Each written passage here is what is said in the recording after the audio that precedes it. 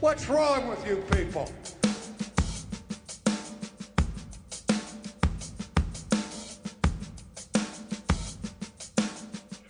Welcome to Not Another Baptist Podcast. And if you are looking for theological education that includes both academic challenge and hands-on ministry experience, then might we suggest Southwestern Baptist Theological Seminary? And the best way to experience SWBTS is to attend their Fall Preview Day on October 21st. Preview days are your opportunity to see firsthand all that Southwestern Seminary has to offer. During your visit, you'll tour the campus, speak with faculty, chat with fellow students, and experience the unique campus community of Southwestern Seminary. And all Preview Day attendees will have a chance to win a $1,500 scholarship.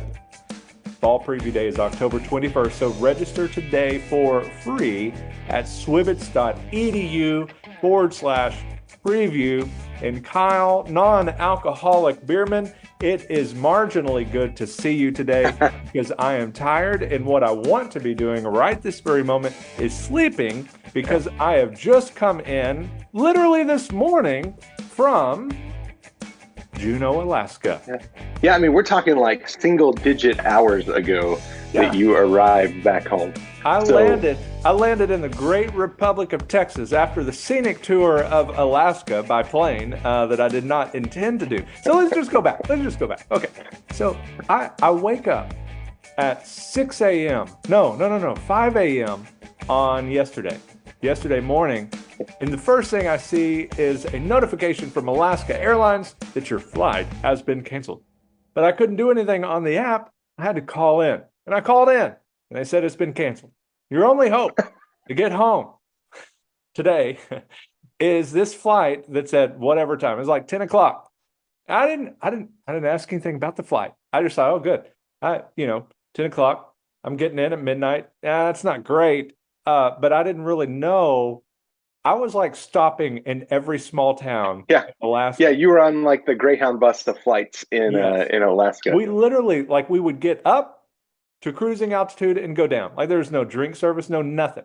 And the flight we were on, like the Wi-Fi didn't work until you were up in the air. So I had like 5 minutes to check things while I was up there. So I just tried to give up and take a nap, but of course I couldn't because the next thing I knew we were landing. And in one of those, I think it was Ketchikan. I don't know if I said that right, but Ketchikan, Alaska. I don't even know that I spelled it right multiple times on Facebook and so forth. But in Ketchikan, if you got off of the plane, you were already out of the security. And so you'd have to go back through security. So if you wanted to, stretch your legs out or whatever, just stay on the plane. And so that's what I did. I just stayed on the plane and I got some of my steps in just walking up and down. Hey, there you go. And so did that, landed in Seattle. And I think we could take a moment just to talk about this because in Seattle, right, I'm going to repeat that town, Seattle, Washington. The Starbucks in the airport in Seattle, Washington, closed. Home of Starbucks. At 4 p.m. Now, so we need to have a conversation about this. Before we talk about that, let me just say, I'm okay with that. Starbucks is the worst. And I was able to get like mom and pop coffee there that was amazing. But I'm just like, bro, it's Seattle.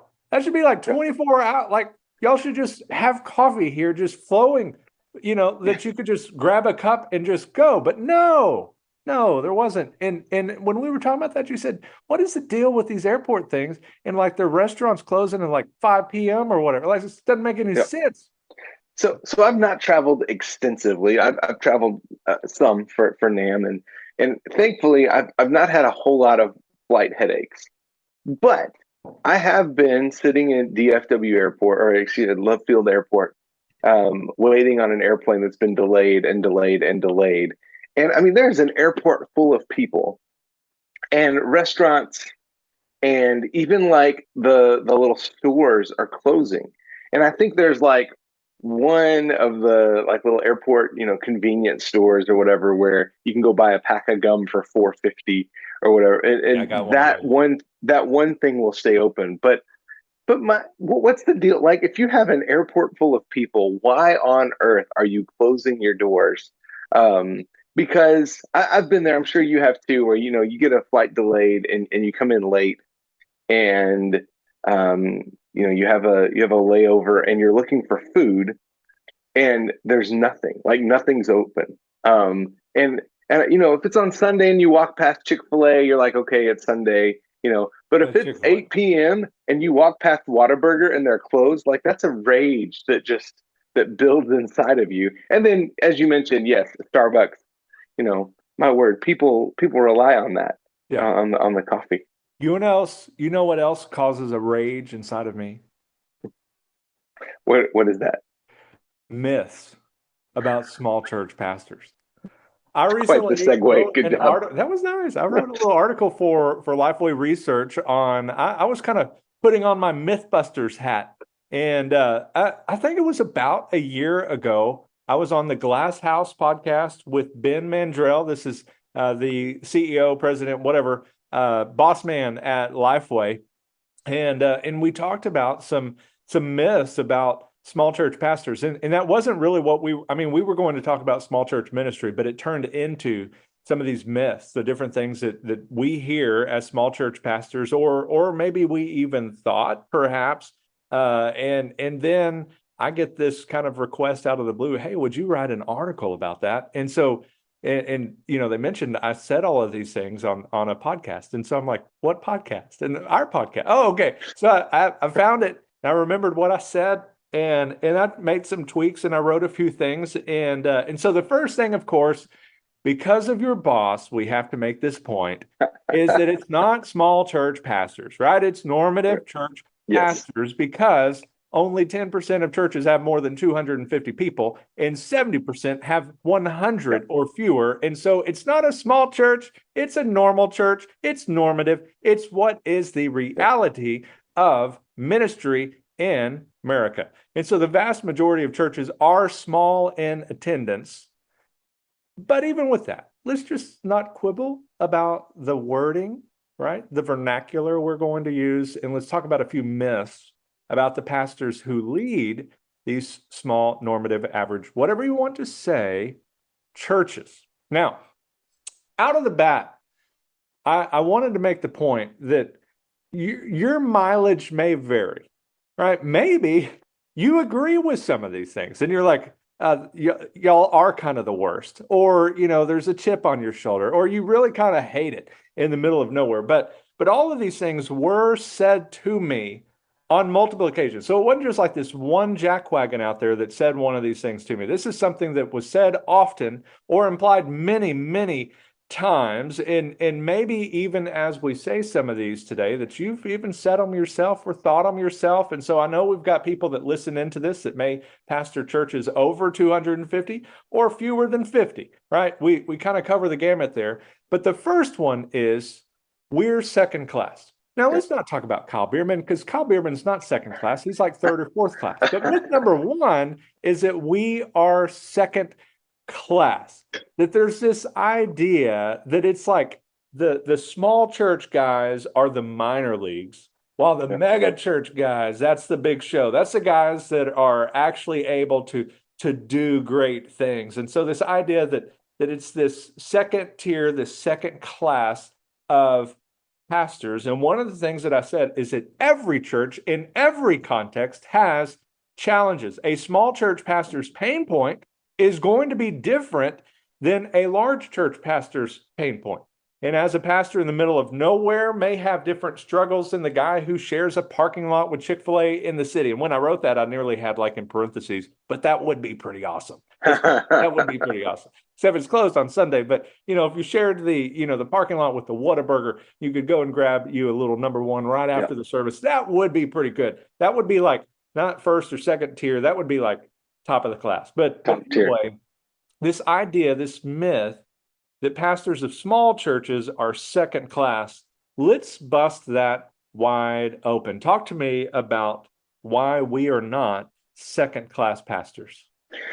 Yeah, well, the main reason is because pastors of normative sized churches are serving God's people, just like pastors of churches over 250, churches over 500, mega churches. Every pastor is laboring to serve God's people, to proclaim God's word, to make disciples, to meet needs within their community. And I really like what you pointed out, that every church in every context has challenges, because I think the flip side of this myth that normative size pastors can begin to develop is kind of this pipe dream of, man, if I was just in a mega church, I wouldn't have to deal with these problems, right? And you might not have to deal with those specific problems, but there would be problems. And as I've gotten to know pastors of larger churches through the work with NAM, and I'm sure as you have as well, it's kind of knocked some of that luster off, right? Of oh man, if I could just get to a bigger church, all these problems would be solved. No, you would discover brand new problems. And so there is no ministry that is not challenging, but there's also no ministry at all that's not important. Yeah. And so we need to begin to see the value in small churches, in rural churches, in suburban churches, urban churches, everywhere. If a church has been planted there, God has a plan and God has a purpose for it. And it's not a second class plan. It is the Great Commission that has been given to all believers, all churches, to make disciples, baptize them in the name of the Father, Son, and the Holy Spirit. Yeah. And one of the other things I pointed out is we're not dumb, we're different. Now, I've realized, the two people saying this are rather dumb and different. We've done dumb things. It's not our identity is not dumbness. We've just done dumb things. But we're not dumb. We're different. It's not second class. It's not a step down. It's just different. And I shared kind of just a recent day that I had in my role as associational missionary, that I walked out of a meeting with a pastor of a church with nearly 20,000 in average attendance to go and have coffee with a guy whose church averages about 80 or so. And yes, one obviously has a larger reach and platform and all of that kind of stuff. But neither of them are greater or less significant in God's kingdom. And I shared the story there about the fill-in preacher of a small Methodist primitive church that led the Prince of Preachers, Charles Spurgeon, to Jesus. And so, what I said was, in what Spurgeon said was not a very good sermon. If you go back and read, but that's what won Spurgeon to the Lord, was a mediocre sermon by a fill-in preacher. Yep. And so whether you lead a big church, small church, in the big city or the middle of nowhere, you matter to God and to the kingdom, no matter where your so-called influence or platform on earth may be weighed. And so you matter. You're not second tier. You're not second class. So myth number one is small church pastors. It's not the minor leagues, okay? And accordingly, this other myth is that we somehow lack capacity, right? If you really were a leader, you would be at a large church, a medium to a large, or even a mega church. If you were truly a leader, truly a gifted preacher, and I think we all know, and we saw with the SBC Pastors Conference, is we had, or the SBC Pastors Conference, we had a pastor of like 40 or 50, all the way up to 3,500. And you know what they all had in common? A great ability to preach.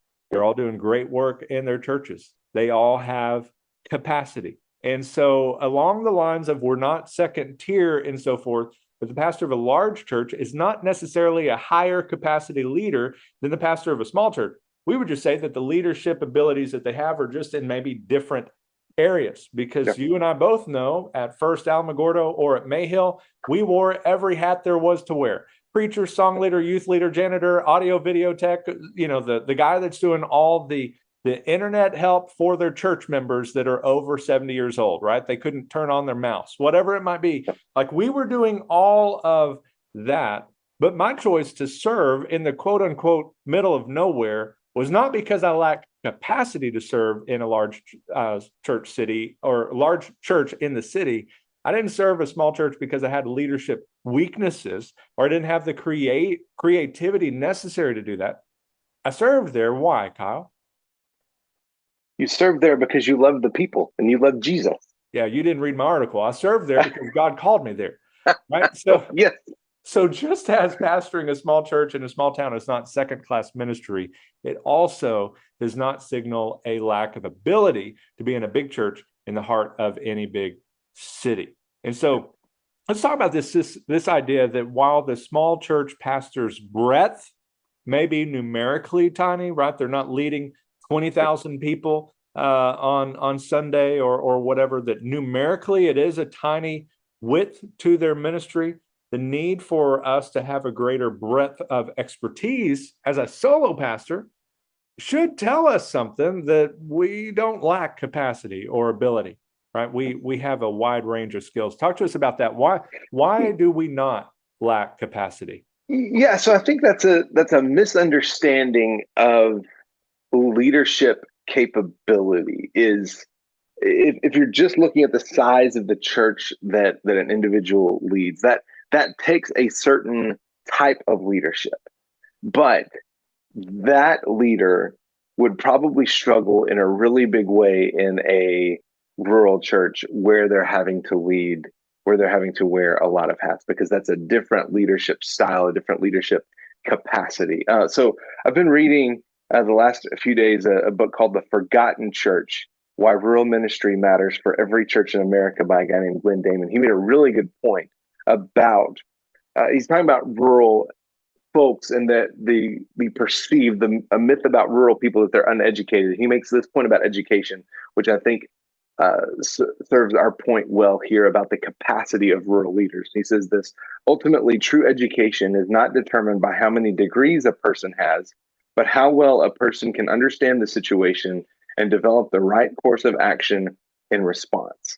All right, so there's this idea of education beyond just degrees, the idea of leadership capacity beyond just looking at the church, the size church that they lead, because there is a leadership in smaller churches where you don't have a secretary to screen your calls, where there is no one filtering emails and determining for you the high priority emails that you personally need to respond to.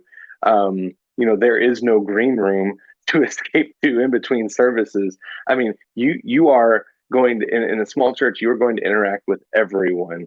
And that means, Matt, as you and I both experienced, sometimes right before the service, sometimes right before the sermon, somebody's going to find you and have a complaint, right? Like right before the sermon, somebody walks up, hey, the toilet in the ladies' restroom is clogged and overflowing. And it's one of those, great, I'm sorry, I can't do anything about that in this exact moment. But it goes back, we talked about being a resourceful generalist, wearing every hat. And that is a certain leadership calling. That's a certain leadership characteristic that is required in a small church. That's just not in a larger church for a pastor to do all these things, because more than likely you have different people to handle maintenance or janitorial, where if you're in a church of 50 people, you may be that person as well, at least for a season, until you can raise up someone to take over. And so, yeah, it's not to say that a small church pastor lacks capacity is completely disregarding the difference in the leadership style that's required for a small church versus a larger church. Yeah. And then taking both of those together, number three, and it's going to require a couple of caveats perhaps, but number three, myth: we hate it here and we want to leave. Now, there are those, and we know them, and we've seen it, and they exist. It is common where some guys, and some of these myths are because of this, but where pastors will go and they'll kind of cut their teeth at the little small tiny rural church so that they can then get the experience to go up into the kind of the medium-sized church. Then they use that church to get into the large church. They use churches as stepping stones, and we're not really talking about that. What we want to talk about here is that there are many brothers out there that truly believe that God has called them for perhaps even a lifetime to the middle of absolute nowhere, to a small church that's running, 50 to 150 maybe, and they love it there and they have zero desire to advance, quote unquote, onto bigger or better pastures, that kind of thing. And so this one really ties those two together, that we're not second class citizens. We're not the minor leagues, right? Just trying to bide our time until, the mega church comes calling. We're not out there because we lack capacity. We have the skills. You and I both had degrees, we had the experience, we had all of that, but we felt called to be out there in small towns, in small churches, and that sort of deal. And yes, there are some that will use churches as stepping stones, but those really are the exceptions to the rule, because most small church pastors that you and I both know love leading their churches where their churches are. And actually, when we wrote a book about replanting rural churches, we brought in two guys to really write that part of the book on staying and enduring and persevering. Yep. And what was it? There's something like over 50 years between these two Yep. pastors. And so that's the norm in reality. And this kind of was a response to how often I would hear things like, how long are you going to waste in Mayhill? Like, how long are you going to waste in Mayhill? And the reality was, one, I wasn't wasting any time in Mayhill, because if there are people there that Jesus died for, that God loves, and that God has sent me there to disciple and equip and everything else, and they matter, I'm not wasting time there anyway. The only reason that I left there, as I shared in the article, was an ailing father that just opened that heart desire to maybe leave and be there during those final days. And so that pulled me out kind of kicking and screaming into a new role as an associational missionary. And I know you have your new role with Replant team at NAM. But the reality is, I don't think either one of us view those roles as moving on up. No. It's just a different role that God is using in different ways. And so many pastors that you and I know that pastor these small churches are not second class. They don't lack capacity. Many of them don't even lack degrees. Some of them have the exact same degrees that the pastors of mega churches or large churches, or maybe even more degrees and more experience, and maybe even more engaging preaching. And they have no desire to move on up. But let's talk about that one, this idea that we hate it here and just want to leave. We're just biding our time until, the big church in the city comes calling. Yeah, and I think as you said, I mean, there are certainly some who would see small towns as nothing more than stepping stones. But by far, the vast majority of the pastors whom we've encountered in small towns and in small churches love their churches. I had lunch last week with a gentleman in a smaller church in a city out here in West Texas, and I mean, he absolutely loves his church. He loves his community. He was talking about how some things they're doing to reach into their neighborhood, so not just pull people from all over the city, but really to reach the folks that are around the address of their church's location.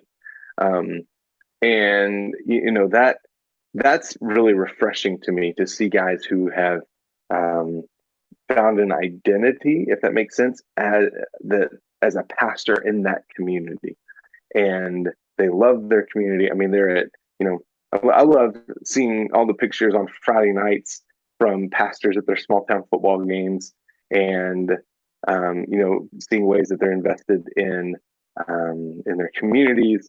Yesterday was See You at the Pulse, so a lot of folks were posting about stuff that was happening in their community. You can just see this love that pastors have for their communities and for their churches. And so, while none of us can guarantee that we're going to be in a role or in a certain pastorate or a church for 30, 40 years, what does encourage me is to see guys loving their people and loving their churches well, as long as God has called them to be there. Yeah. And as you mentioned, I think it's important, for both of us. We didn't see these as moving up. They're very different roles. It's a very different season of ministry. But I know neither one of us have ruled out going back into pastoring at some point. If the Lord so calls and we feel a call to a church, I think both of us would say yes, we're open to that at some point. But you have to get rid of this idea of, I've got to move up, I've got to be here for 3 years to build my resume and then move up. No, that's ridiculous. In the kingdom of God, there is no moving up. There is sometimes moving to a new role, moving to a new position, but following the call of God. But I think we've got to strike this idea of I've got to climb this ladder of success in ministry. That's not from. I don't think that's from the scriptures at all. Yeah. Yeah. And at the end of the day, kind of our final word here is that there is no insignificant ministry. Whether you start, and so this is true of our members and our pastors, but there is no insignificant ministry. I shared yesterday was the day that my dad turned in his keys at First Baptist Church in Grand Prairie after 39 years of being quote unquote security. His job was unlocking the doors, and back in the day, that was also getting there at like 4 a.m. in the morning or 5 a.m. in the morning to turn on the boiler room so the church would have heat and so forth. Nobody saw him ever do that job. I went with him many times to do that job because I was an early riser and I was up, so I'd get to go with him. Nobody saw him opening the doors. Nobody saw him turning on the boiler room. But I promise you, that was a very significant ministry, because had he not unlocked the door, had he not turned on the boiler room, that church service was going to be different. We might be even having a drive-in service outside because not everybody was going to have a key to the place. So, whether you serve behind the scenes as that nursery worker rocking the baby during the service, or you're running the audio and video, of course, we know how significant that is the moment you're late and changing the screen and everybody. Nobody thinks about it until something goes wrong. Be a little late on changing that screen. And the same thing is true as pastor, whether you're pastoring 20,000 people or 20, there is no insignificant ministry, whether you're behind the scenes and out of the limelight or in the most prominent church on the planet. Just be faithful wherever God calls you and be content to stay there until he takes you elsewhere, even if that elsewhere is even a smaller church. I've shared how every position I've taken has gone backwards in the sense of, where Pipe Creek was about 40 or 50 and then grew it to about 100, and then I left. And then Mayhill was about 30 or 40, grew it to about 150, 160 or so, and then I left. Same thing with youth groups. I started, I guess my first one was about 50 youth that we grew. The last one had 2. So it's always moved back anyway, but until he takes you elsewhere, just be faithful. And so my final word to pastors, specifically the small church pastor especially, you are seen and known today. Your worth is not in your Twitter reach or how many you have in your pews, but in Christ Jesus alone. And also to the larger church pastor, don't look down on the small church pastors. View them as crucial leaders in God's work to advance his kingdom. He uses all of us in different ways to accomplish his plans of advancing the kingdom. And the gospel is indeed on the move. So Kyle, give us a final word and then send us out. Yeah, so two things. First of all, if you are a larger church, one final word. No, I'm just kidding. I have 2 things. If you are a larger church pastor in one of the larger churches in your association, I would say make it a point to build relationships with the smaller church pastors, whether and to see how you can partner. Whether that's if there's a church that's really struggling and your church has the financial capability to help, or just meet and offer some encouragement. That goes a long way to break those, the divides or the facade of, the bigger church is glamorous and it has it all together. You can break some of that, and you can really provide an encouragement to guys in smaller churches if you will make it a point to do that. And secondly, if you are in a small church and you need some encouragement, our book, Replanting Rural Churches, is obviously geared towards rural, but it's just an encouraging booklet that you can read in probably one sitting. If you're in rural churches, specifically the Forgotten Church by Glenn Damon is a great one as well. And then if you are in a small church, the book Small Church Essentials by Carl Vaders with a V, is just a helpful equipping tool as well to help you think through some strategies that work in your context. And so thank you so much for listening today. We love you. If we can do anything for you, don't hesitate to reach out. Maybe give Hensley the weekend to recover from Alaska and then reach out on Monday. But thank you so much for listening. God bless you. And until next time, may your coffee be as black as night and as bold as the gospel you declare.